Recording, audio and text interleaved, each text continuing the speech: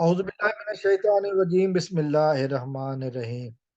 سچ چ- سامنے آنے والا ہے اور جھوٹ سلاخوں کے پیچھے جانے والا ہے۔ دوستو اس ویڈیو میں بات کروں گا ریاست پاکستان ورسز ظہیر احمد کیس کی۔ جیسا کہ ہم دیکھ رہے ہیں کہ 2 دنوں سے جب سے نیا سال شروع ہوا ہے، ظہیر احمد کے گرد پھندا تنگ ہوتا جا رہا ہے اور ظہیر جھوٹ پر جھوٹ بولتا جا رہا ہے۔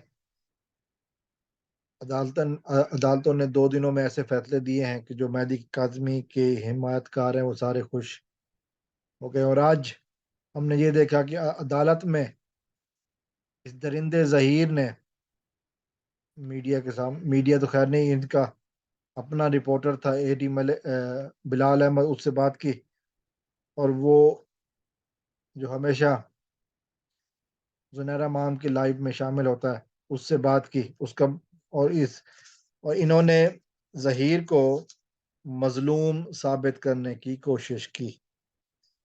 انہوں نے ہیر رانجھا کی کہانی بنانے کی کوشش کی، رومیو جولیٹ کی کہانی بنانے کی کوشش کی، اغوا کاری کے اپنے نیچ دھندے کو بچانے کی لوگوں کے درمیان، کیونکہ قانون کی عدالت میں تو یہ کچھ ثابت نہیں کر سکتے۔ تب جب سے کیس شروع ہوا تب سے اب تک قانون سے بھاگتے رہے ہیں، طرح طرح کے ہیلے بہانے کر کے، لیکن اب ایسا نہیں ہو رہا۔ اب قانون کا شکنجہ تنگ ہوتا جا رہا ہے، تو یہ اس کو اب مظلومیت کارڈ یاد آ گیا، اس کو اب غربت کارڈ یاد آ گیا۔ اس وقت کہاں تھا یہ کارڈ جب ایک معصوم بچی کو اغوا کر رہا تھا؟ اس وقت یہ باتیں کہاں تھی جب جھوٹا نکاح نامہ سامنے لایا گیا؟ ایم ایل او رکوانے کے لیے لاکھ کوششیں کی گئی، جن عدالتوں سے ریلیف ملا انہی کے خلاف عدم اعتماد کر کے قانون سے بھاگنے کی کوشش کی گئی۔ اور یہ غریب اتنے غریب ہیں، یقین کیجئے یہ اتنے غریب ہیں کہ وکیل تک کا خرچہ افورڈ نہیں کر سکتے، یہ بیچارے خود ہی پیش ہوتے ہیں۔ جو وکیل صاحب آتے ہیں وہ کراچی کے مہنگے ترین وکیلوں میں ایک ہیں، اور وہ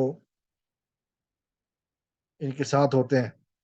جھوٹ بولنے میں وہ بھی اپنا ثانی نہیں رکھتے، لیکن وہ ایک مہنگے وکیل بھی ہیں، اور ایک ایک پیشی کے کئی کئی لاکھ لیتے ہیں۔ تو یہ غریب لوگ تو انہیں کو ہی پیسے دے پاتے ہیں بس۔ 170 دنوں سے کراچی میں رہ رہے ہیں، یقیناً یہ جو اتنے عرصے سے رہ رہے ہیں تو وہ کسی اور وجہ سے نہیں رہ رہے، اپنی غربت کی وجہ سے رہ رہے ہیں، یقیناً نہیں، اپنے کرتوتوں کی وجہ سے رہ رہے ہیں۔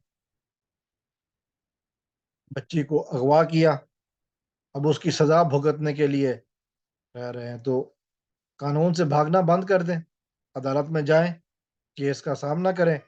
اس کے بعد ایک چیز کی تو میں گارنٹی دیتا ہوں کہ آپ کی رہائش فری ہو جائے گی کراچی میں۔